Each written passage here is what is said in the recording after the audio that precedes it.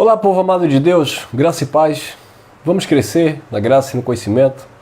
Eu quero deixar uma pequena reflexão para o teu coração, que você esteja reinando em vida e desfrutando da paz de espírito. Nós sabemos que no mundo, abençoados, no que tange a vida secular, Jesus de Nazaré ele já dizia aos seus ouvintes: tereis aflições, mas tende bom ânimo. Muitas vezes acontecem situações em nossas vidas que nós procuramos forças e só no eterno, de fato, só no Cristo vivo é que você vai encontrar esta força para superar as suas fraquezas. Paulo orava 3 vezes pedindo a Deus para que ele tirasse o espinho da carne e o Cristo disse: a minha graça te basta, o meu poder se aperfeiçoa na tua fraqueza. Então Paulo disse: de muito boa vontade me gloriarei nas minhas fraquezas, nas minhas injúrias, nas minhas angústias, para que em mim habite o poder de Deus. Porque quando eu estou fraco, então aí eu descubro que eu sou forte. E quando eu descubro que eu sou forte no eterno, eu me sinto de fato mais do que vencedor. E aí sim eu posso declarar o que declarou Paulo em Filipenses 4,13. Posso todas as coisas naquele que me fortalece. Mas bem verdade, amados, nós enfrentamos muitos combates, né? Combates do inimigo. Nosso inimigo, que não é um inimigo nesse sentido externo, mas é interno, é consigo mesmo, sabe? Muitas vezes um complexo de inferioridade, um medo, uma insegurança, uma incerteza, causa transtorno em uma mente que é em todo tempo golpeada, uma mente que está fragilizada, uma mente que está cauterizada pelas fraquezas, pelas debilidades. E precisamos exercitar a nossa fé, a nossa convicção no eterno, para que venhamos vencer essas debilidades, essas fraquezas que nós carregamos, porque nós estamos rodeados de fraqueza. Nós estamos revestidos de uma natureza humana que é fraca. Jesus disse: a carne é fraca, para nada presta. O espírito está pronto, mas a carne ela é fraca. Então, queridos, mediante a direção do Espírito, por meio do Evangelho da Graça, nós vamos encontrando uma raiz de força, uma fonte de água viva que vem saciar, de fato, esta sede que nós temos, que vem de fato nos alimentar em nossas fraquezas e colocar para cima, abrindo os nossos olhos, nos ensinando, nos edificando. E quando você vai desenvolvendo esse relacionamento com Ele, você vai encontrando de fato segurança nele. Mas olha o que o apóstolo Paulo falava em uma de suas cartas, e que pode ser algo que esteja acontecendo comigo e com você, porque nós estamos sujeitos a essas coisas. Disse Tiago que Elias era um profeta que orou e fogo caiu do céu, mas que Elias também estava como um ser humano, sujeito às mesmas paixões. Então, querido, todos nós estamos aqui no barco da vida, e no que tange aqui a nossa horizontal, no que tange aqui a nossa humanidade, o sol nasce para todos, a chuva também cai para todos. Então, passaremos por dias bons e dias também maus. Mas quando, de fato, exercitamos a nossa fé genuína no eterno, nós vamos encontrando força e vencendo essas questões. 2 Coríntios, capítulo 4, versículo 16 em diante, Paulo disse assim: por isso não desfalecemos, mas ainda que o nosso homem exterior se corrompa, o interior, contudo, se renova de dia em dia. Porque a nossa leve e momentânea tribulação produz para nós um peso eterno de glória, muito mais excelente. Não atentando nós nas coisas que se veem, mas nas que se não veem, porque as que se veem são temporais, enquanto as que se não veem, elas são eternas. Paulo disse: leve tribulação. porque a nossa leve e momentânea tribulação. De fato, tudo passa, mas enquanto estamos passando por estes processos, precisamos lembrar que existe um eterno, um Criador, um Pai que não nos abandona em meio às dificuldades, em meio às lutas. Davi disse no Salmo 23, ele disse: o Senhor é meu pastor, ele não falta comigo, ele não me deixa só. Ele está sempre comigo. E ele conclui dizendo: ainda que eu andasse pelo vale da sombra da morte. Então havia uma probabilidade de ele passar por vale de sombra de morte, um momento difícil, como ele passou de fato dentro da história. Mas ele disse: a tua vara e o teu cajado me consola, porque o Senhor prepara uma mesa perante os meus inimigos. Então Davi sabia a mesa que ele se alimentava. Davi sabia o prato que ele comia e o tipo de alimento que lhe nutria. Então precisamos, amado, estar sempre sentado nesta mesa, porque o reino, o banquete no reino já foi posto. Se alimente agora. Se alimente da alegria do Espírito, da justiça, da verdade, do temor e da fé, para que você possa vencer essas momentâneas tribulações que, por certo, todos nós enfrentaremos em nossas vidas. E não fique preso naquilo que você vê. Não fique estatizado, paralisado, neutralizado naquilo que você está vendo, que aparentemente não tem jeito, que é o limite. Você não pode ficar preso nisso. Na pior das hipóteses, você tem que entender que, seja pela vida, seja pela morte, o Senhor será sempre glorificado. O apóstolo Paulo, falando aos Filipenses, ele diz: para mim, o viver é Cristo e o morrer é lucro, porque eu estarei logo com o Senhor. Então a vida de Paulo se resumia em glorificar o Eterno, que fosse pela vida ou que fosse pela morte. Então, queridos, nós que temos este conhecimento do Eterno, o Pai abriu a nossa mente, iluminou os nossos olhos, precisamos estar firmes, manter firmes esta convicção de fé, de que os combates, as lutas, ela não pode golpear sua mente e te destruir. Nas lutas você tem que adquirir força, experiência. Olha lá o que diz Romanos. Romanos, capítulo 5, versículo 1 em diante. Sendo, pois, justificado pela fé, estamos em paz com Deus mediante Jesus Cristo, pelo qual também temos entrada pela fé a esta graça na qual estamos firmes e nos gloriamos na esperança da glória de Deus. E não somente isto, mas também nos gloriamos nas tribulações, sabendo que a tribulação produz a paciência, e a paciência a experiência a esperança. E a esperança não traz confusão, porquanto o amor de Deus está derramado em nossos corações pelo Espírito Santo que nos foi dado. O Espírito do Eterno habita em você. Você é templo e morada do Espírito. Então, isso não significa que não passaremos por tribulações, por dificuldades, mas em todas essas tribulações, dificuldades, por essas circunstâncias, nós vamos adquirir experiência, maturidade, confiança e nós vamos crescer na graça e no conhecimento do Criador. De fato, vai existir os combates da vida. E em meio a esses combates, quem mais será golpeado é a nossa mente. Porque é aqui que será definido, aqui será o campo de batalha. É aqui que você vai receber as armas, disse o apóstolo Paulo na carta aos Coríntios, porque as armas da nossa luta não são carnais, mas sim poderosas em Deus para a destruição das fortalezas de sofisma que se levanta contra Deus.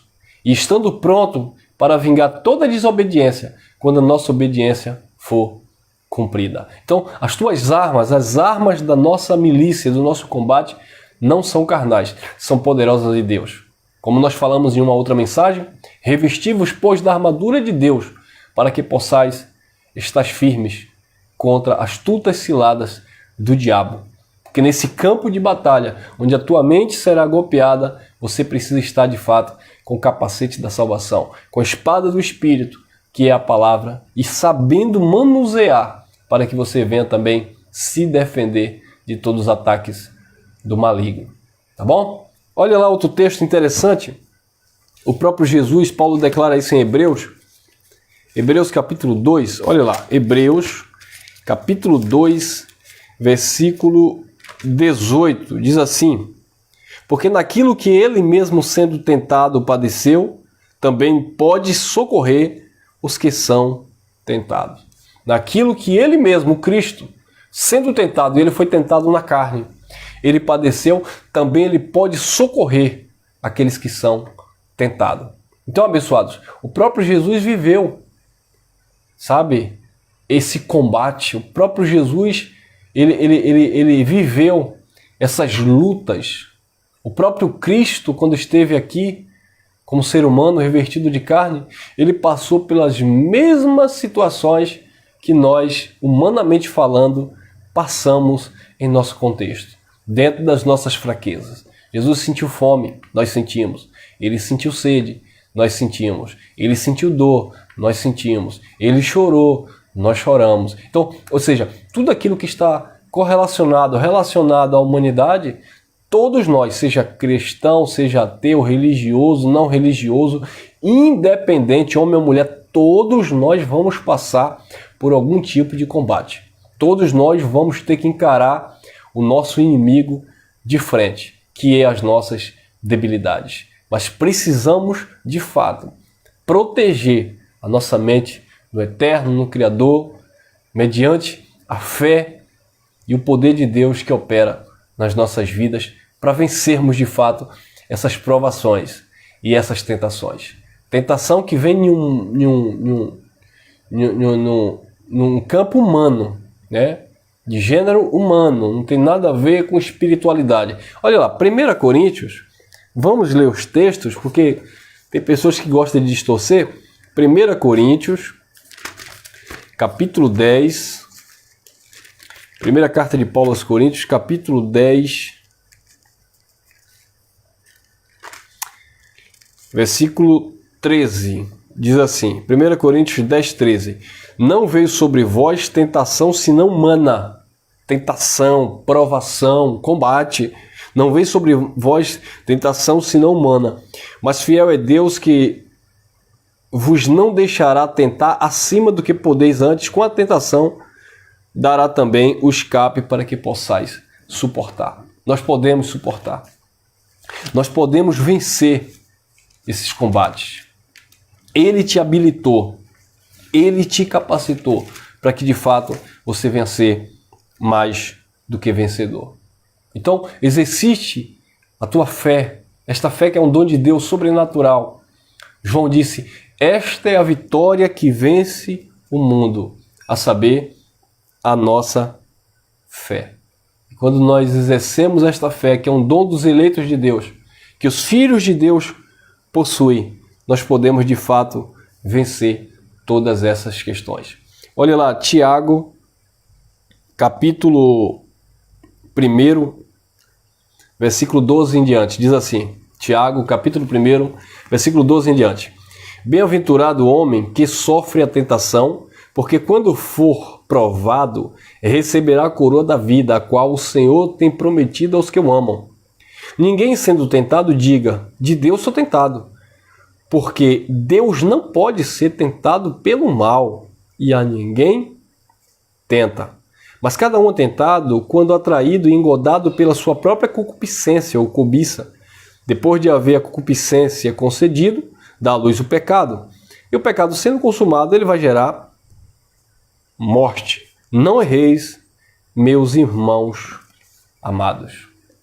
Então, queridos, nós vamos sofrer tentações. Nós teremos a nossa mente golpeada. Mas precisamos ser fortes. Precisamos estar nos nutrindo, nos alimentando, nos revestindo daquilo que o Eterno tem para nós. E isso não vem daqui, vem daqui. Toda boa dádiva, todo dom perfeito, vem do alto, descendo do Pai das luzes, em quem não há variação nem sombra de variação. João diz que nada o homem tem, nada de bom o homem pode receber, se do alto não for dado. Então, queridos, o conceito de tudo coopera para o bem daqueles que fortalecem é para aqueles que entenderam que foram predestinados, eleitos antes da fundação do mundo, chamados com a santa vocação e que não se limita nas questões humanas, mas que se apega ao Criador e fica firme naquilo ou naquele que tudo faz. Efésios capítulo 3, versículo 20, disse que segundo o poder de Deus que nós opera. Então existe uma operação do poder de Deus em nossas vidas. Por favor, Efésios, vamos ler o versículo todo. Efésios capítulo 3, versículo 20. Olha lá. Ora, aquele que é poderoso para fazer tudo muito mais abundantemente além daquilo que pedimos ou pensamos, segundo o poder que em nós opera. Aquele que é poderoso para fazer tudo muito mais abundantemente além daquilo que pedimos ou pensamos, segundo o poder de Deus que em nós opera. Existe um poder de Deus operando na sua vida. Existe um poder de Deus operando em cada um de nós. Precisamos enxergar isso com olhos espirituais. O homem natural, ele não vai discernir as coisas do Espírito. O homem natural, ele vê as coisas do Espírito parecendo loucura. E ele não pode discernir de fato porque ele não entende. Mas aquele que é espiritual, ele vai discernindo tudo muito bem. Ele vai mastigando, ele vai percebendo, ele vai entendendo o propósito, a caminhada, porque o Pai já preparou obras de antemão para que andássemos por ela. Querido, o que tem de acontecer, vai acontecer. O que tem que acontecer na minha trajetória, o que já aconteceu na minha trajetória, teve que acontecer. O que já aconteceu na sua vida é porque teve que acontecer. O que vai acontecer na sua vida, o Pai está vendo tudo. Agora você precisa descansar, não sofrer antecipadamente, não se cobrar e também não procurar motivos para que essas coisas aconteçam. É um processo natural. É um processo que está dentro do propósito do Eterno. Mas não é para você forçar a barra. Não é para você tentar a Deus. Não é para você procurar. Siga o curso da vida. Siga a caminhada com temor de Deus. Sabe? Praticando o que é justo, o que é correto.